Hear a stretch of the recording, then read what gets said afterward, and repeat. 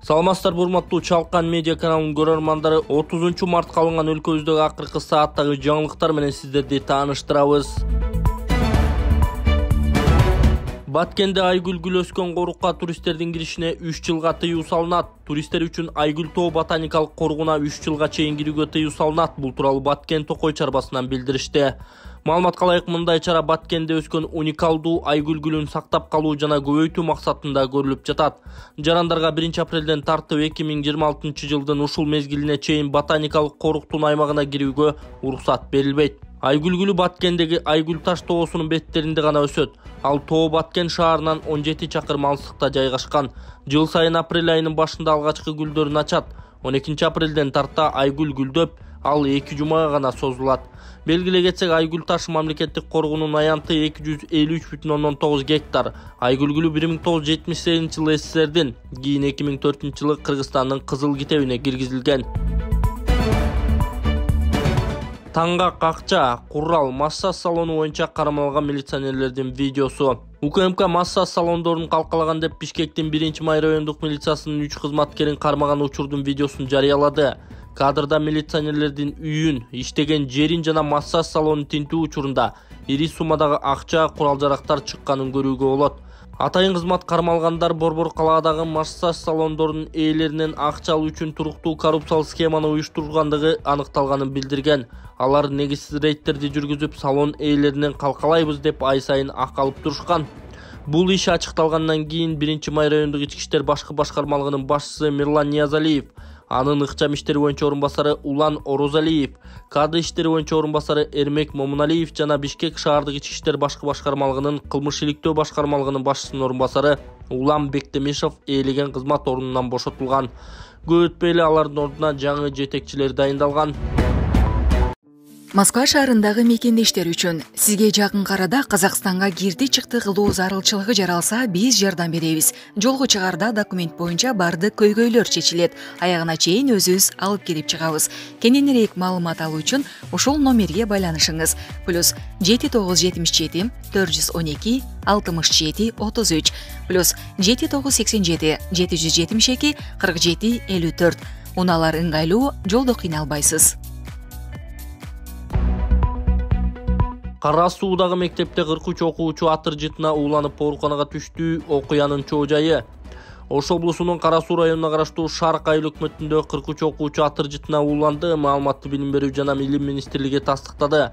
Билдирүүгө ылайык, окуя Таштак айылындагы номер 101 Кумар Момбеков аттындагы мектепте болгон. 6 класстын окуучусу атыр чачып ойногон кесепетинен 43 окуучунун абалы начарлай баштаган. Ал эми Саламаттык сактоо министрлиги 29 мартта балдар Ош облустук балдар ооруканасына саат 16:00 тарта түшө баштаганын билдирди. Алгачкы медициналык санитардык жардам көрсөтүлүп, 18 окуучу жаткырылып дарыгерлердин көзөмөлүндө турат. Калганы үйүнөн дарыланууга жөнөтүлгөн. Баарынын абалы канааттандырарлык. Эмнеден ууланганын аныктоо үчүн балдардын канынан анализ алынды. Азыр консолиум болуп 4 бала калды, калганы үйүнө чыгып кетти деп айтылат маалыматта. Мындан Ош облустук балдар ооруканасына жеткирилип, дарыгерлердин кароосунан өтүшкөн. Арасынан 18 окуучу 1 суткага медиктердин көзөмөлүндө болушу үчүн стационарда калтырылды. Саламаттык сактоо министрлиги балдардан анализ алынганын, анын жыйынтыгы менен гана кайсы затка ууланганы аныкталаарын айтышты. Шайырбек Ташиев кийинки президент болобу? Шайырбек Ташиевдин дыйканга айткан сөзү туура эле. Негизи карапайым калк бийликке тоскоолдук жаратпай өз оокатын өздөрү кылышы керек. Өзбектер кабагын бүркөсө Кемпирабад, тажиктер кабагын бүркөсө Баткенден коридор, Кытай менен Оруска жетимтоо сыяктуу кен байлыктарды берип олтуруп, ынтымактарын сактап атса, дыйкандар баарын ойрон кылууга акысы барбы? Кудайга шүгүр, кылганды үйрөнүп дыйканчылыктын ордуна мал баксаңар болбойбу? Чегаралар ачык, Өзбекстандын дыйкандарынын түшүмдөрү бизге кирер замат силердин мээнетиңер текке кетерин билбейсиңерби? Ошону билип туруп дыйканчылык кылган кыргыз дыйкандардын четинен жоопко тартса деле ашыкча болбостур. Шайырбек Ташиев кези келсе келечектеги президент болот. Кыргыз эли Разаков менен Абдрахмановду өз учурунда колдой алган жок, а бирок Ташиевтерди миллиондогон эли колдоп алууга милдеттүү. Өлкөнүн келечеги Ташиевтерсиз абдан бүдөмөк. Кудай буйрса кийинки президент Камчыбек Ташиев болот. Бири-бирибизге тоскоолдук кылбай ар кимибиз өз ишибизди кылсак жакшы болот. Дыйканчылыкты эптеп кыла албаган карапайым чорттамандардын урматтуу Кыдыршаевичке тике карап сүйлөөгө акысы жок деп жазган Аргумент Кежи сайты. Чакан КЭСтин жетекчилеринин бири пара алып жатканда кармалды. Чакан КЭС ишканасынын жооптуу адамдары курулуш иштери боюнча тендерди өткөрүүдө пара алышкан. Бул тууралуу УКМКнын маалымат кызматы кабарлады. Анда Чакан КЭС ААКнын жооптуу адамдары тарабынан курулуш иштери боюнча тендерлерди өткөрүүдө аткарылган иштердин сапатына зыян келишине карабай алдын ала үлүш акча пара алышкан. Тергөө Чакан КЭСтин жетекчиси жеке ишкерлердин системалуу түрдө түзүлгөн келишимдин суммасынан 10% өлчөмүндө акчаны өзүнүн үлүшү иретинде талап кылганы аныкталган. Эгерде андан баш тартса, жеке компанияларга аткарылган иштери үчүн акчаны төлөп берүүнү кечеңдетебиз деп коркутканы аныкталды. Атайын жүргүзүлгөн ыкчам иликтөө иш-чараларынын натыйжасында 150 000 сом акча алып жаткан жеринен АМ аттуу кызматкер кармалган деп айтылган маалыматта. Инсалдардын салыштыра келгенде АМ Чакан КЭС ишканасынын башкы директорунун биринчи орун басары Майрамбек Абдыкадыровдун аты жөнүнө туура келүүдө. Алынган далилдердин негизинде Майрамбек Абдыкадыров кылмыш жаза процессуалдык кодексинин 98-беренесине ылайык УКМКнын тергөө абагынын убактылуу кармоочу жайына киргизилген. Учурда тергөө иштери жүрүп жатканы айтылды. Толубай Бакасовдун ден соолукту чыңдоо борбору Кытай элдик ыкмасы менен гайморит, грыжа, артрит, остеохондроз, куяң, тиземун, простатит ооруларын дарылоо жана айрыкча улгайган адамдардын кан айлануу системасын жакшыртуу. Мындан сырткары бизде косметология жана ашыкча салмакты кетирүү процедуралары бар.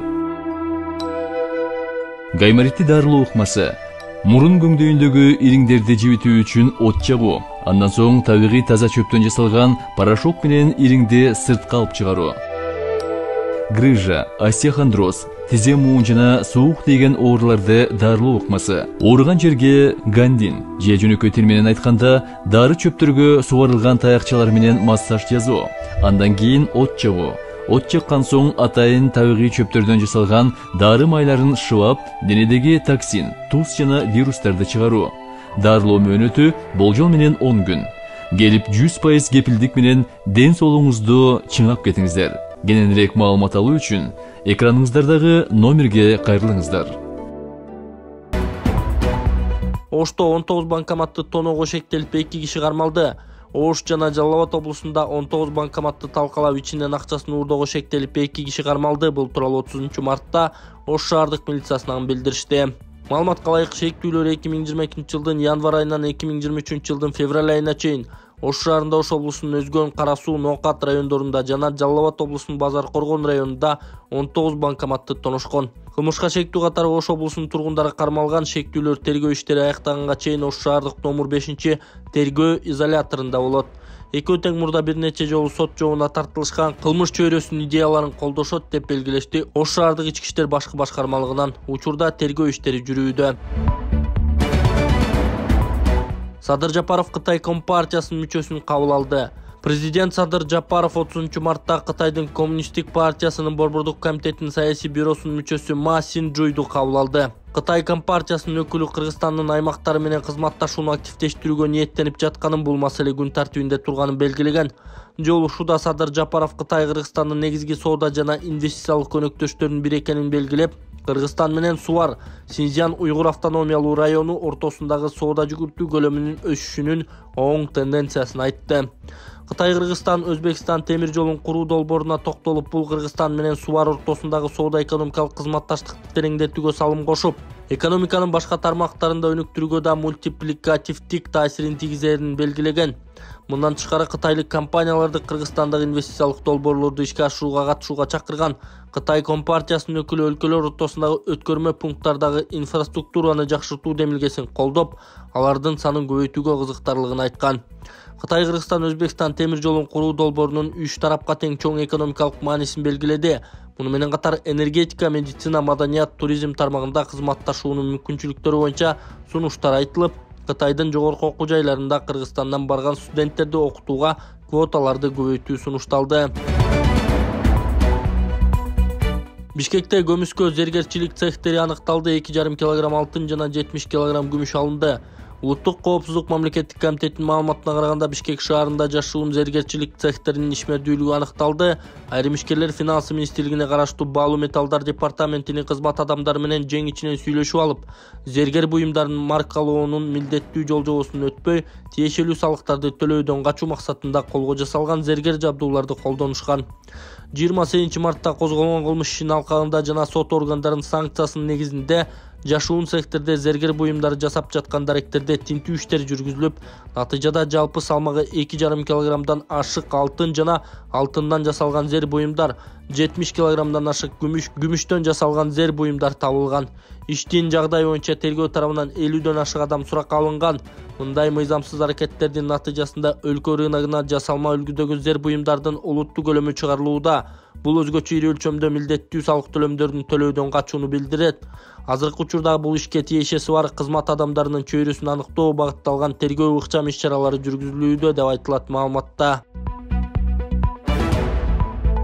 Жогорку соттун төрагасынын орун басары алмашты. Айбек Давлетов өз каалоосу менен Жогорку соттун төрагасынын орун басары кызматтан бошотулган. Президент Садыр Жапаров кол койгон жарлыкка ылайык Шералы Камчыбеков Жогорку соттун төрагасынын жаңы орун басары болуп дайындалды. Шералы Камчыбеков 2017 жылдын февраль айынан тарта Жогорку соттун судьясы болуп иштеген.